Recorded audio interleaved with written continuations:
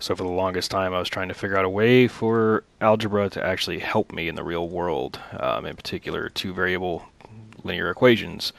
And for the life of me, I could not figure out how to do it. I couldn't think of a real-world example, and I was sitting there running through this sort of idea of like, why the hell am I learning this? What good is this going to serve me in life? Well, playing Dust 514, come to find out, linear equations are very useful. Now, as you can see here, I have two line graphs. One for each set of information, top and bottom. They're exactly the same at the moment.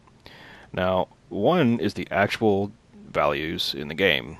And this is the 4 main assault rifles and their DPS values over range. The x-axis is the range, the y-axis is the DPS. What I wanted to do is reduce the range just as a theoretical, just to see what would happen, to reduce the range of one of the rifles and increase its DPS while maintaining the same DPS at its optimal range, which is 40 meters. As you can see here, right there, it's 40 meters.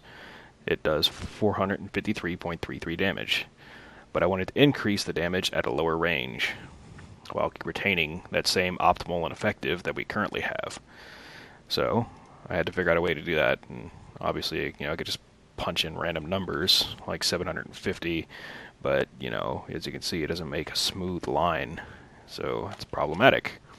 So I had to use linear equations to figure this out, and the way I did this was I took point slope form, which your slope is for those who don't know, is the rise over run.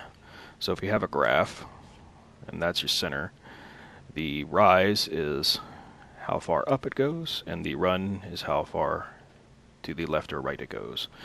And using that, we can determine linearly what the damage should be if it maintained its same linear path. Now, it's a little tricky, considering that in order to find that rise over run, we have to take a y value and subtract it by another y value, and then divide that, put it over an x value, that's an exponent, over another x value. So to do this, we look at our chart, and we see that we have y2 is the optimal range, m equals 453.33, minus the effective range, which is 158.67. Go over there, and then we take the same values, 40 meters on the x-axis, minus 70 meters. And what we come up with is, pull up my handy-dandy calculator, because I don't feel like doing this manually right now, 453.33 minus 158.67 is 294.66. 0.66 over 40 minus 70, which is negative 30. So once we plug that in, we can divide that, and we get negative 9.8. So our slope is negative 9.8. And using this information, we can move on using algebra to figure out what the damage should be at that lower range if it were to continue going upward. And the way we do that is we take our y, which is what we're trying to find out. We're trying to figure out how much damage it does at 30 meters, minus the effective range of 159.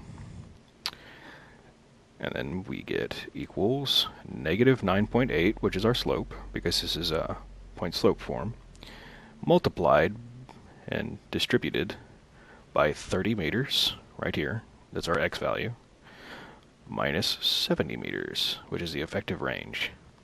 And what we're left with is let's distribute this real quick.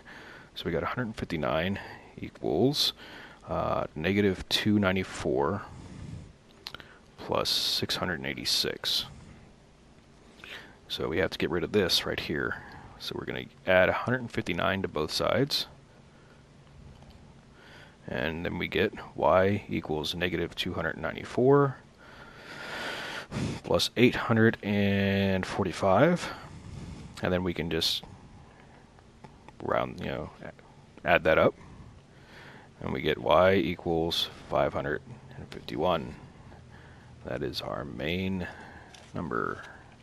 So we could change that to 551, and as we can see, it makes a perfect linear path from 30 meters to 70 meters while retaining that same DPS as before, only now it does slightly more damage per second at the lower range.